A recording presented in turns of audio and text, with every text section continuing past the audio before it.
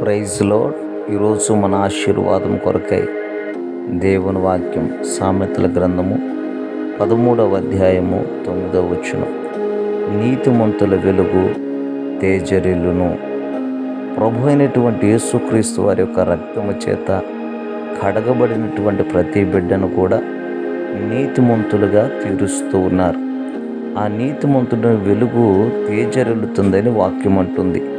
ఒక మనుషుడు వెలుగుమయముగా ఉండాలి అంటే ఆ మనుషుల్లో దేవుని వాక్యం ఉండాలని ప్రభువు వారి జ్ఞాపకం చేస్తున్నారు.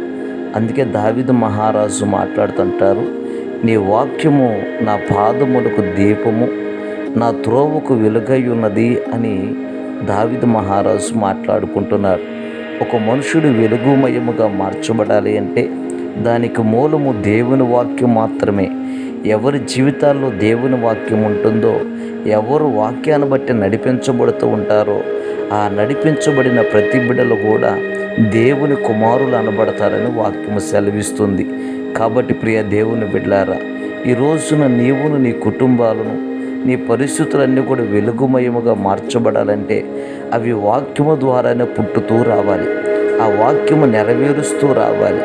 నీలో వాక్యం ఉంటే, వాక్యం చేత నడిపించబడుతుంటే నిత్యముగా నీ వెలుగు తేజరెల్లబోతుంది. నీ వెలుగు మహిమకరముగా ఉండబోతుంది, దేదీప్యమానముగా ఉండబోతుంది బిడ్డలారా. గనుక ఈరోజు నీ వాక్యం ఉంటున్నటువంటి నీ జీవితంలో దేవుని వాక్యముందు నిలిచిన వారై దేదీప్యమానముగా తేజరిల్లుదురుగాక.